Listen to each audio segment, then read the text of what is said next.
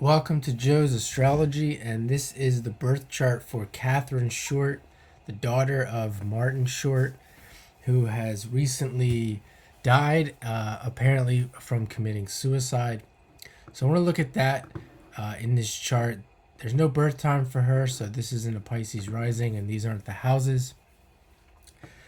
But one of the things that jumps out at me when it comes to mental health, we'll just call it mental health, because we don't really know the details, but the Mercury at 29 degrees in Sagittarius. And I've seen this many times with Mercury at 29 degrees. It really highlights the mind. It really highlights Mercury, obviously, but the mind and all of the, we'll just say all of the negative things. Usually it's not just negative. It's negative and positive, but usually the person will have to deal with in the life the negative aspects of Mercury, such as mental health issues, and of course Mercury is the ruler of Gemini. It's also the ruler of Virgo. That has to do with health, and particularly with this chart, you really have to look a little bit deeper, because if you see Mercury, it's at 29 degrees. It's in Sagittarius. It's in Sagittarius where Mercury is in its fall. And it's also conjunct Neptune. And Neptune is the ruler of Pisces. And Mercury is also debilitated in Pisces. So you might think, Mercury, just looking at this chart in general, it's not, it doesn't, to me at first glance, it's kind of shocking that there would be a suicide, except for what I'm pointing out here now. And, a person with Jupiter and Sagittarius and Mercury emphasize would be, you could think that at some point in life they would be thinking more about life, philosophy, questioning things, and just to ruling out that this has nothing to do with anything physiological. Just assuming that it's strictly mental, because I do think a lot of times with things like suicide, we ignore the fact that these mental extremes can be caused by physiological issues as well. So assuming that, we see all of this Sagittarius. And the South Node as well. We have the South Node at 15 degrees. It's with Jupiter, Neptune, and Mercury. And then, of course, we could call this a loose conjunction here with Jupiter and Mercury as well. So again, Jupiter being that ruler of Sagittarius, where Mercury is debilitated or in its fall. And to add more to that, everything, this huge stellium, we don't know where the moon is. Let's just say it could be in Sagittarius. This huge stellium is in this sign where Mercury is in its fall. What do I mean by that? When Mercury is in its fall, well, this person could potentially not be thinking in the best way at times. They could be.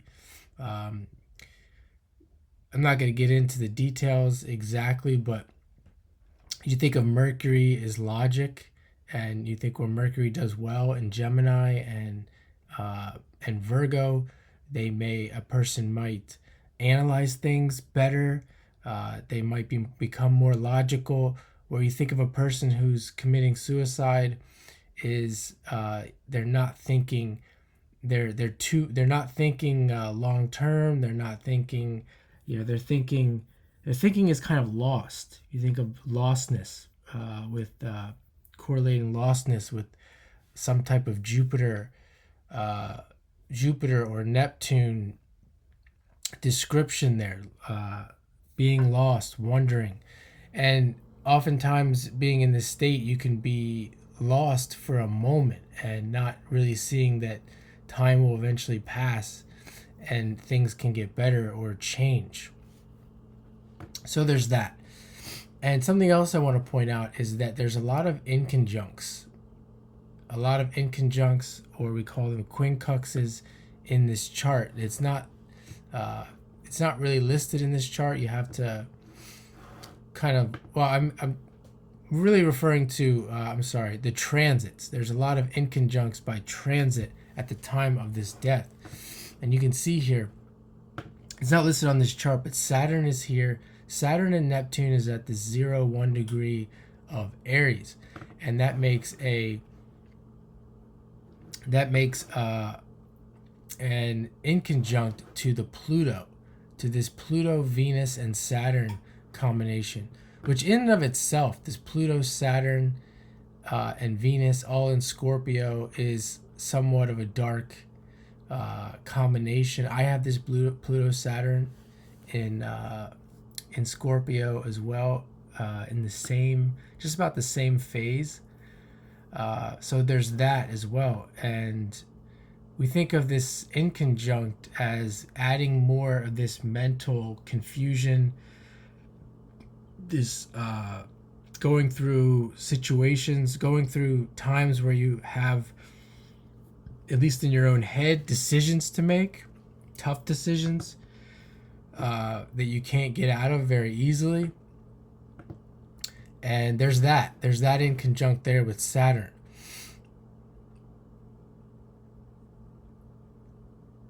And we have this Uranus here, which also correlates with the brain. She has Uranus conjunct the sun and probably the moon. And we have Uranus by transit down here at 27 degrees. So it's making an opposition. Uranus is making an opposition to that moon. It's also making an inconjunct to that Mercury. So we think of, Uranus and Mercury being an aspect is not, it's not a bad aspect to have in the chart, because it can make a person, in a positive light, it can make a person be very intelligent, quick thinking, genius-like. But in a negative, especially with this quincunx, there can be some confusion between these aspects of the brain. At least for a short time, a person can be going through something, especially when you see this Mercury at 29 degrees in the natal chart. So there's that.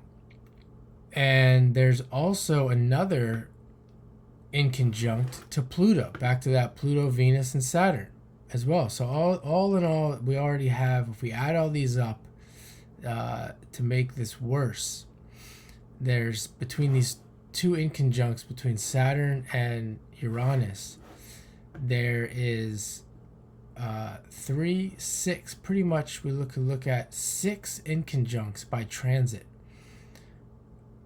And there's probably more. I'm not gonna go too more deep into this, but there's probably more to look at. That's usually how it works. The transits, the energies, they pile up, and that's when things significant happen or become more difficult to deal with in life. So thanks for watching. If you made it this far, I'm still doing readings for only $50 for a consultation. My information is on my channel and on my homepage, and thanks for watching.